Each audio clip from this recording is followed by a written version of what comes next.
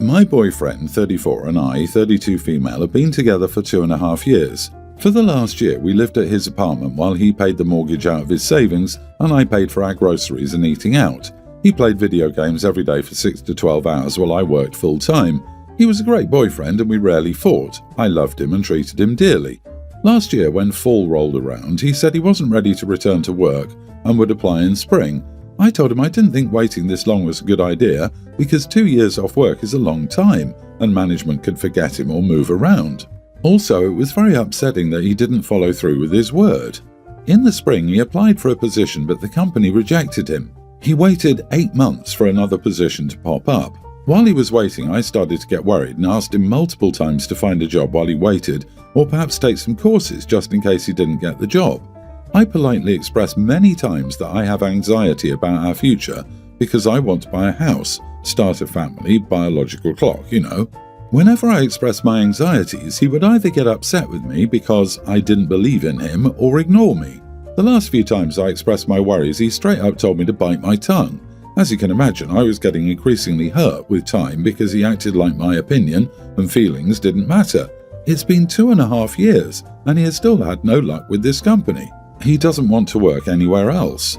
Last week we learned that the company didn't hire him for another position and we cannot get pre-approved for a mortgage because he doesn't have an income. He was crushed that he didn't get the job and I was very upset that he wouldn't listen to me. On top of this, it was a rough week. We were moving, I had a bladder infection, I learned that I had to rehome my dog due to my allergies, I got my period, and I was still going to work every day. I'm usually a very calm person, but I had absolutely lost it with him. I yelled and told him that I was losing my respect for him, losing my attraction because all he did was play video games all day, and he had 1 month to get a job or we were done. The next day, I came home from work and the first thing I did was apologize for my behavior. I told him I was very ashamed of how I treated him and wished I could take it all back. He then told me he was breaking up with me because I wasn't there to support him when he needed support the most, and then moved out. Am I the idiot here? Edit, we moved out of his condo and put it for sale because we were going to buy a house, so we moved into mine for the time being and found out we couldn't get a mortgage. Although it was bad timing on my part, I needed to figure this out before his condo sold. Otherwise he would have nowhere to go if things didn't work out, which they didn't. You're the idiot yourself. He's been telling you who he is the entire 2.5 years you've been together, and this is a problem. He lived with you, he played video games all day while you worked. Who takes care of the rent? Groceries? OP, it's not fair to you, and let me tell you, he will not get a job. It wouldn't surprise me if he would have used all the money from the sale of his condo to continue sitting on his butt. Girl, get some standards. To be honest, you are the true mystery. How do you manage to be attracted to a guy who spends his entire day playing video games and does nothing for a living, all the while you work for over 2 years? One day, someone needs to explain to me what is so attractive about an unemployed 34-year-old man who plays video games all day, and now the waste of space dumped you. Great. Question, are you 100% sure he actually applied to his old company, or did he just tell you that? My bet is he's been lying to you, because sponging off you is so much easier than working. But it doesn't matter because he's gone and you are so much better off without him. Please do not fall into the any man is better than no man trap. I had a friend who fell into this trap and she nearly lost her life. As others have said, please work on your self-esteem. I am currently 38 weeks pregnant and have been at home from work until my maternity leave is up. My fiancé still has to work until our daughter is born. He gets home from work around 4:30 and I usually have dinner done around 5:30 or 6, so I'm usually just starting dinner when he comes home. This has been my routine since I've been home from work, and usually he'll mention that he's hungry when he gets home as he doesn't eat anything except a snack, but some days he'll just not eat anything at all. I've offered to pack him lunches, sometimes with leftovers, but he always rejects them because he doesn't like to eat. Before I moved in, he would just order food for himself, but now he waits until I have dinner done. Well, today he came home and asked if I could make sure I start having dinner ready when he gets home instead of having to wait for me to cook. I explained that it was too early to have dinner prepared and that he was the only one who was hungry at this time. We also have a preschooler and feeding her that early for dinner just wasn't practical.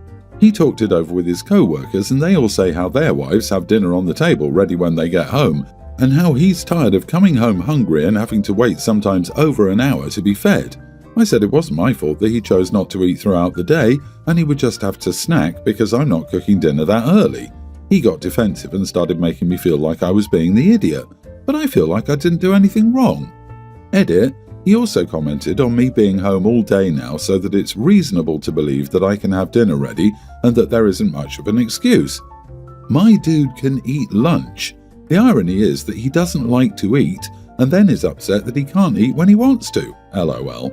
To be fair, I have heard of true mental health issues that people sometimes have about eating in public, so maybe there's a legitimate problem there, but there's still no reason to make it your problem.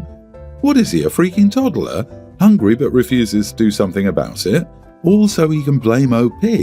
I love how he's also surveyed his presumably male co-workers, who allegedly do the father knows best thing where he comes home to wifey in a shirt dress, high heels, and perhaps, as she puts his dinner on the table, is OP supposed to hand him an adult beverage and light his pipe first, take his shoes off as he rests up? Not the idiot, but I'm not exactly impressed with her spouse and master. He is most definitely a toddler. She doesn't know she's actually about to have her third kid. Honey, stop cooking him dinner. He's welcome to eat whatever he pleases when he pleases. If he wants to eat your cooking, he can eat it when it's ready at dinner time. Do not let him make your maternity leave into his personal catering time. He is a whole adult and you do not owe him. I, nearly adult male, am a senior in the southern US. The towns near mine are small, so my town and 2 others combine to make the high school. There are elementary and middle schools in all 3 towns though, so I hadn't met many of the people there until my freshman year. Last Thursday, when I got to school, there were 2 open parking spots next to each other, so I parked there. Everything was fine until the end of the day. My friends, Mark and Joe, were coming over to my house, but we got to my car and saw it was wrecked. Both of the left side doors were dented all the way from the back to the front. My side view mirror was completely gone, my left tail light was smashed and the bumper was hanging off. Neither door on the left could open, so I couldn't get in. The car park next to me was gone, but whoever was there did it. Mark and Joe were shocked and I was kneeling in disbelief. I called my dad and he said to stay there and he'd leave work. He called the police, but I was still in shock, so he talked to them before they asked me what happened.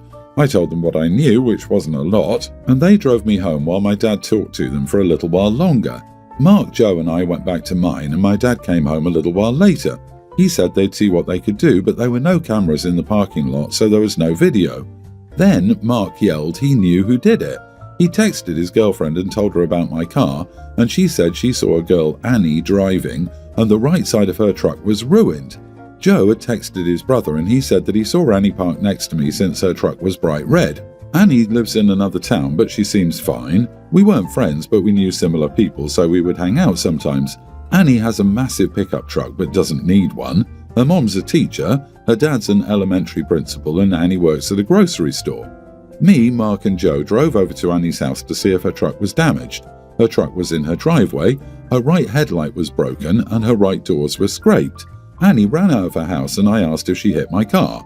She freaked out and was yelling. Her dad ran up and said he'd call the cops if we didn't scram, so we left. Friday morning I got called into the principal's, Mr. S, office. Annie, her dad and her uncle, the police chief, were there. I tried to say I knew Annie hit my car, but Mr. S told me there was a report I harassed Annie at her house. I tried to explain and ask if I could call my dad, but the principal said that they have a zero-tolerance policy for harassment and I was suspended. They told me to leave and the principal told me to just let it go and then I could go back. I texted my friends and most of them told me Annie was crazy and they were with me, but some told me that I should chill because Annie didn't mean to hit my car. So, am I the idiot for not letting it go when my car got totaled? Not the idiot. I would at this point politely first request that the investigation be done by your county police or state police. Her uncle being the chief of police is a huge conflict of interest, and they're completely ignoring the damage to your car that probably totaled it. In addition, make sure your insurance company knows about all of this, including the uncle who is the chief of police. Police like him give the profession a bad name. I have family and friends who are police or law enforcement, and if they had a family member do this, they would report the family member in a nanosecond. I'd also be reporting the principal to the school board or whoever is in charge, as OP was called into a meeting, bullied by 3 adults and the person who damaged his car without having a parent there. OP, not the idiot, and do not let it go. Do what you can to get your car repaired and those responsible held accountable. This makes my blood boil. Don't let this go, OP. Not only was your property damaged, but you're the one being harassed, intimidated, and wrongfully suspended. You probably shouldn't have driven to her house though, but I'm not going to be mad at you for that. Second, take a picture of her damages and your damages and send this to your insurance if you have a collision.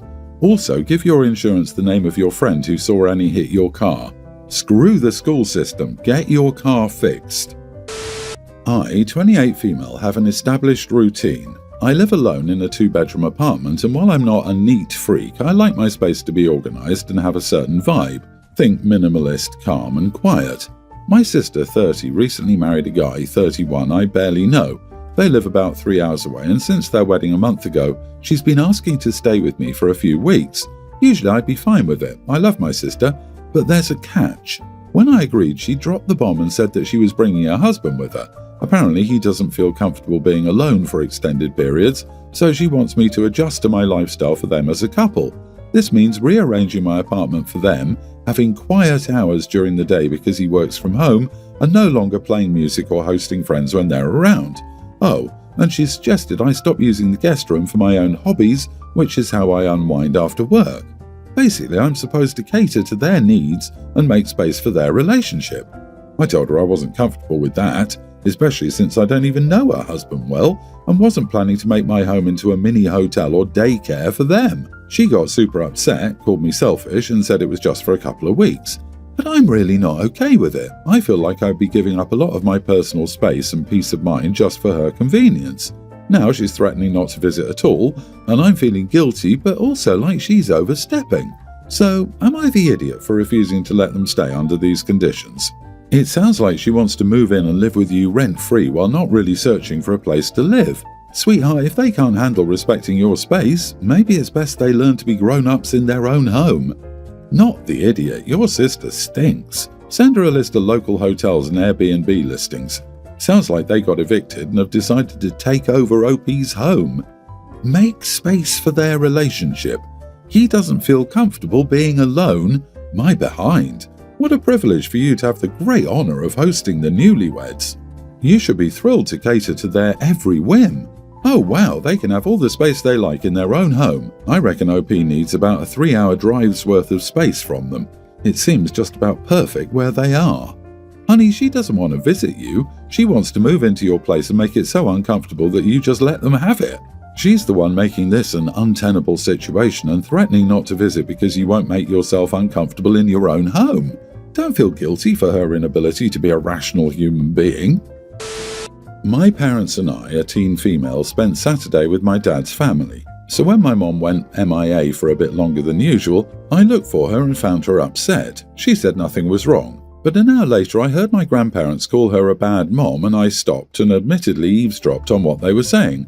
They were saying mom should be ashamed for crying where I could see and how my dad ever let her raise me with him when she abandoned me when I was a baby for weeks and didn't even care about me back then. They said mom was a lunatic and should be ashamed of herself for ruining my life. The context to that is that my mom had PPP, postpartum psychosis, after I was born. She got really sick and spent 11 weeks in a hospital and treatment centre to help her because she was really at risk. My dad tried to get her help, but a lot of people dismissed him. I was several weeks old before someone took him seriously, helped him with his mom and gave her the help she needed. The experience left them both with trauma and it took mom a long time to recover fully, but when she had, they were afraid to risk more kids, so they decided they were one and done with me. I've always been aware of this. So hearing my grandparents speak to mom like that was awful. Mom left them while I was still eavesdropping, and she pulled me away and said it was okay. A while later, a group of us were in the kitchen eating, and my grandparents commented about how lucky some people were to have lots of grandkids and how much it helps when each kid has more than one. My dad was like, "What the heck?" That's when I brought up how crappy they were to make more digs at mom. I called them out on it. I said it was disgusting and mom didn't deserve the crap they said. My grandparents told me that I didn't understand and that I knew they loved me. I said they sure didn't talk like that. I said calling my mom a lunatic and rubbing it in her face that she only had me and no more with dad when they knew she was sick after having me, it made it seem like I wasn't enough for them. I also said it was crappy to shame a woman who made the safest choice for her family.